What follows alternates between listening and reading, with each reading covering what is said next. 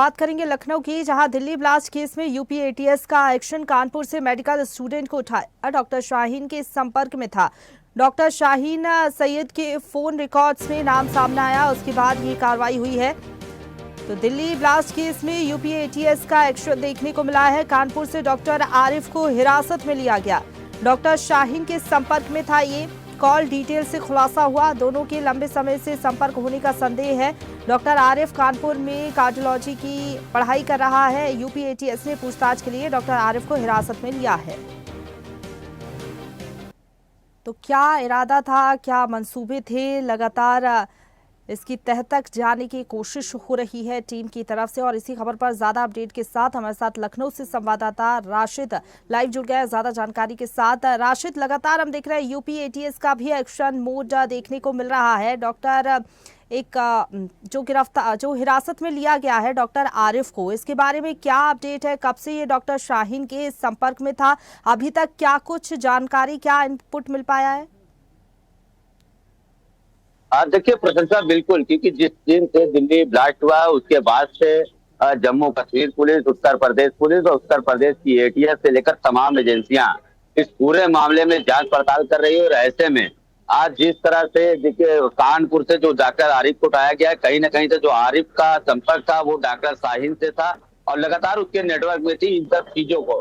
क्योंकि कल जिस तरह से शाहीन के भाई परवेश के यहाँ से कई जो कीपैड मोबाइल, एक इलेक्ट्रॉनिक गैजेट बरामद किए गए थे और उसके बाद से उन मोबाइलों को जब लैब भेजा गया है तो उनमें कई अहम सुराग, कई अहम लोगों से बातचीत की कई चीजें मिली है। उसके बाद से लगातार एटीएस की जो पूछताछ है वो लगातार जारी है। जम्मू कश्मीर पुलिस लगातार पूरे मामले को लेकर उत्तर प्रदेश में डेरा डाले हुए है और जगह जगह पर छापेमारी और कई संदिग्धों से, क्योंकि अब तक 60 डॉक्टरों से देखिए अभी तक प्रशंसा पूछताछ हो चुकी है। लगातार पुलिस की हिरासत में रहो, यहाँ तक कि शाहीन जिस कॉलेज लखनऊ के जिस लालबाग कॉलेज में जो पढ़ाई करती थी उस कॉलेज में भी आज जो है लगातार सुबह से ही छापेमारी, वहाँ के दस्तावेज खंगाले जा रहे हैं। वहाँ के जो उसकी इंटर की उसने पढ़ाई की थी, इंटर के जो क्लास के लड़के बच्चे थे उनकी क्लासमेट थे, उन्हीं सभी जो पूछताछ की जा रही है।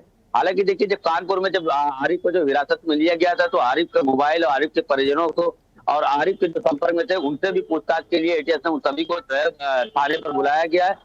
इसमें स्थानीय पुलिस और उत्तर प्रदेश की एटीएस काफी अहम भूमिका निभा रही है। किसी भी हर एक बिंदु की जांच पड़ताल कर रही है प्रशंसा की किसी प्रकार की कोई भी संदिग्ध या कोई भी इस तरह की जो संदिग्ध गतिविधियों में लिप्त पाया जा रहा है, जो आतंकियों को समर्थन कर रहा है, उनमें किसी को छोड़ा नहीं जाएगा।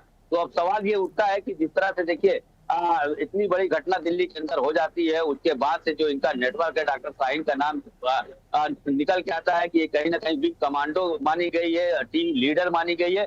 तो इन सभी चीजों का खुलासा अभी होना बाकी है। देखते हैं कि जिस तरह से छापेमारी चल रही है प्रशंसा, उसमें अभी कितनी चीजें खुलकर आती हैं और क्या क्या चीजें अभी बरामद होती हैं। जी बिल्कुल। डॉक्टर आरिफ कब से संपर्क में था, इसके बारे में कोई जानकारी मिल पाई?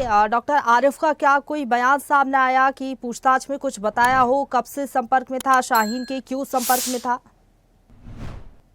देखिए शाहीन का जो ससुराल था पहले, जब शाहीन ने 2012 में जो है उसकी शादी वहाँ कानपुर में हुई थी, उसके बाद अभी पिछले 2 महीना पहले शाहीन का जो इनपुट मिली है सूत्रों द्वारा कि वो राजधानी लखनऊ से लेकर कानपुर में उसका लगातार यहाँ नेटवर्क रहा है। यहाँ कई लोगों से उसने संपर्क किया था, कई लोगों से बातचीत किया था।